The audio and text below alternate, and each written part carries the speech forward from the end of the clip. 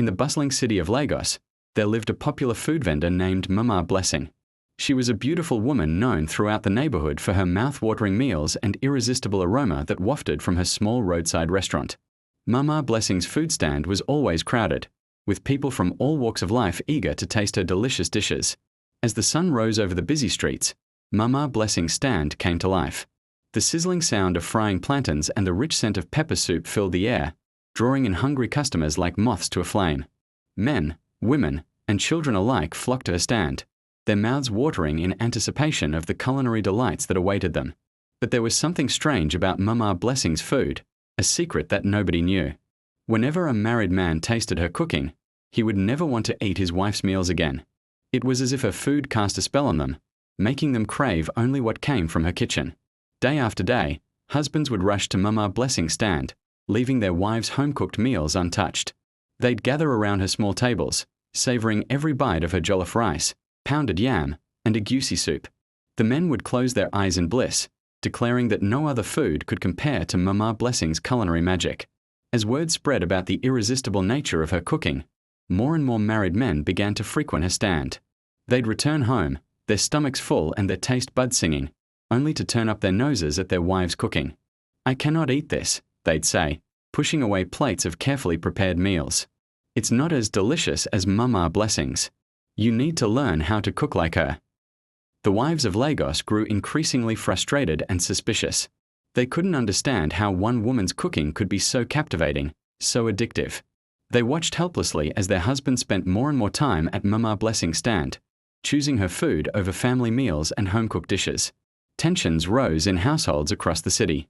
Arguments erupted over dinner tables, with wives accusing their husbands of neglecting their home lives in favor of Mama Blessing's cooking. The men, however, seemed oblivious to the strain it was causing in their marriages. They were too caught up in the flavors and aromas that Mama Blessing conjured up each day. As the situation worsened, a group of wives decided to take matters into their own hands. They gathered in secret, whispering and plotting, determined to uncover the truth behind Mama Blessing's irresistible food. What was her secret ingredient? How did she manage to bewitch their husbands with mere meals? One brave wife, Amaka, volunteered to go undercover. She disguised herself and visited Mama Blessing's stand, pretending to be a new customer eager to learn the art of cooking. Mama Blessing welcomed her with open arms, never suspecting the true intentions behind Amaka's friendly demeanor. For days, Amaka observed Mama Blessing's every move, watching closely as she prepared her famous dishes. She noted the ingredients, the cooking techniques, and the way Mama Blessing seasoned her food. But try as she might, Amaka couldn't spot anything unusual or suspicious in the cooking process. Just as Amaka was about to give up, she noticed something strange. Late one night, after all the customers had gone home, she saw Mama Blessing sneaking into a small shed behind her food stand. Curiosity piqued, Amaka followed silently, her heart pounding in her chest. Peering through a crack in the shed's wall, Amaka's eyes widened in horror. There, in the dim light of a single bulb, she saw Mama Blessing hunched over a bubbling pot. But it wasn't ordinary ingredients she was adding to her concoction. Amaka watched in disbelief as Mama Blessing sprinkled mysterious powders and chanted strange words over the mixture. Suddenly, everything made sense. Mama Blessing wasn't just an exceptional cook. She was using dark magic to enhance her food. The secret ingredient that kept the men coming back was a rare spice or a special technique. It was a sinister spell designed to enslave their taste buds and control their minds. Shaking with fear and disgust, Amaka fled from the scene. She ran through the dark streets of Lagos, her mind reeling from what she had witnessed. She knew she had to warn the other wives, to expose Mama Blessing's terrible secret before it was too late. The next day, Amaka gathered the wives and revealed what she had seen. At first, they were skeptical, unable to believe that such evil could exist in their community. But as Amaka recounted the details of her discovery, the wives began to realize the gravity of the situation. Word spread quickly through the neighborhood. Wives warned their husbands, pleading with them to stay away from Mama Blessing's stand. But the men, still under the influence of her magical food, refused to listen. They laughed off their wives' concerns, dismissing them as jealousy and paranoia.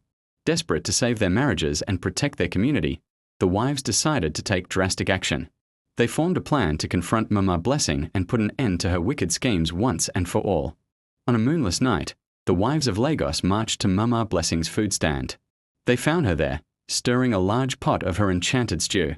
Mama Blessing looked up in surprise as the group of women surrounded her, their faces set with determination and anger. "We know your secret," Amaka declared, stepping forward as the group spokesperson. "We've seen what you do, the dark magic you use to bewitch our husbands. It ends now." Mama Blessing's friendly facade crumbled, revealing a twisted snarl. "You fools," she hissed. "Your husbands come to me willingly. They prefer my food because your cooking is bland and tasteless. I give them what they truly desire." But the wives stood their ground. They had come prepared, armed with charms and amulets blessed by local spiritual leaders to counteract Mama Blessing's dark magic. As they chanted and waved their protective items, Mama Blessing's power began to wane. The commotion drew a crowd, including many of the husbands who had been under Mama Blessing's spell. As they watched the confrontation unfold, the magical influence over them began to break.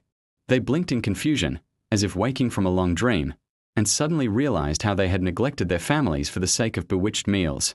Mama Blessing, seeing her power slipping away, made a desperate attempt to flee. But the wives were ready.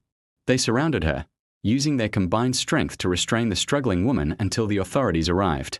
In the days that followed, Mama Blessing's true nature was exposed to the entire community. Her food stand was shut down, and she was taken away to face justice for her actions.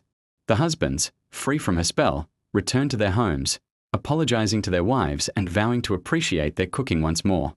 The incident served as a stark reminder to the people of Lagos about the dangers that can lurk behind seemingly innocent facades. It taught them to value what they have at home and to be wary of things that seem too good to be true. As for the wives, they emerged as heroes in their community. Their bravery and determination had saved their families and exposed a great evil. They formed a support group, sharing cooking tips and recipes, determined to keep their husbands satisfied with delicious, home-cooked meals, this time without any magical interference.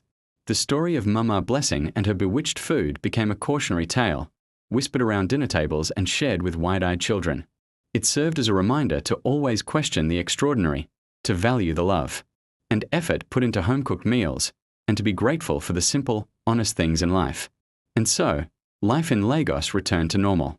Families gathered around dinner tables, sharing meals prepared with love rather than magic. The aroma of honest, home-cooked food once again filled the air, a testament to the power of truth, love, and the unbreakable bonds of family.